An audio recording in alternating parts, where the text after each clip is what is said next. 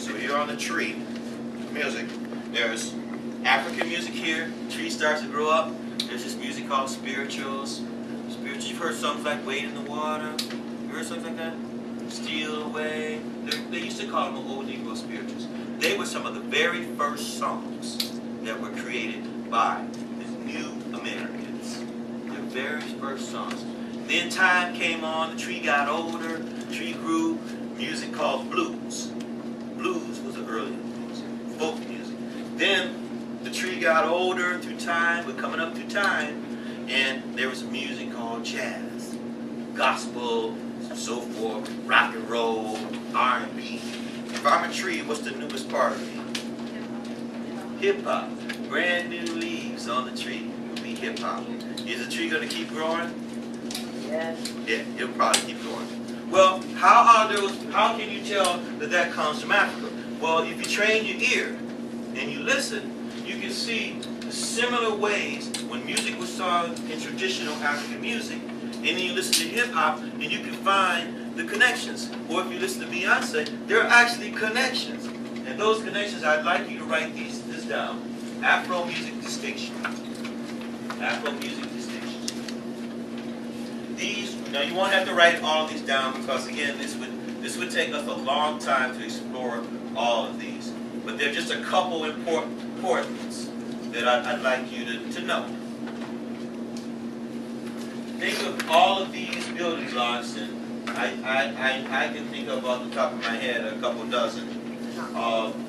Think of all of these, each one of these is like a Lego or building block to building music. So, the first one is music is a part of everyday life. Music is a part of everyday life. In traditional African music, music was woven into all parts of life. Like I meet people who say, in the United States, I meet people who say, I don't sing. I don't ever sing. I don't dance. How many people here don't sing? Oh, I got you. How many people here, oh, I wish I could get my hands on you all for a month. Man, you'd be singing like Dio. Anyway, come to my class. Okay, how many people here, somebody told you never to sing? They told you that? They told you forget about it. Imagine living in a place where everyone sang and dancing, and singing and dancing were the same thing. There was no singing without dancing, no dancing without singing. It was just part of the culture. And it's not just in Africa. I've traveled around, and two of my favorite places, I visited the Philippines. And the Philippines, you know, traditionally, if a guy's gonna ask a girl to marry him, he's got to sing a song to her. He's got to do it with the guitar, just like Romeo or something. He's got to sing to her. It's traditional. And in Italy, I was in heaven in Italy. I was in heaven. We're sitting outside, eating food, and 3 generations of people just eating and singing. I was in heaven. And then I was on the Eurail in Italy. I was on the train. I was on the train. Now this is a big old train, and I'm sitting on the train, and the engineer, the conductor, the engineer, they stopped the train, and when it stopped, they came back to me, and he said, "I hear you are an American singer," and I said, "Yes, I am. Please sing." Wow, that would never happen in the United States. So different places, people have different cultures about singing, different ideas about singing and about dancing. You know, when I was in the Philippines, all of the boys danced. I mean, on stage, danced. And so we have an idea, and it's not the only idea.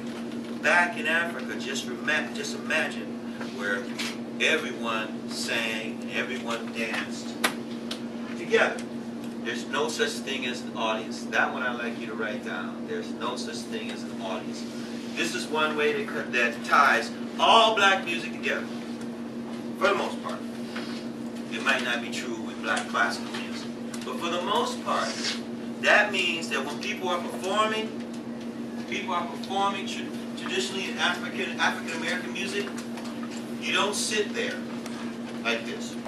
If you go to a hip hop concert, people are not going to do like this in the audience. If you did like that, they'd say, "What's up, Minneapolis? What's up, Robbinsdale? Are you asleep?" They'd say, you be, come on, yeah, you know. That's the way it is. If you go to a traditional, a black Southern Baptist church, when the preacher's preaching, the congregation is going to be responding. Yeah, yeah. Let's practice that. Let's practice that. Here we go. So I got something to tell you. Yeah. You don't hear me? You don't know what I'm saying. I'm looking way down. Way down. Oh, you don't hear me. Let me hear you say, yeah.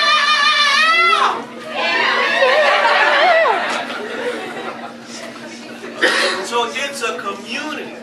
Now, I guarantee you, if you are looking back in history, I guarantee you, and if you look back even today, at musics that have their roots in the African American experience, you will see that. There's no such thing as an audience.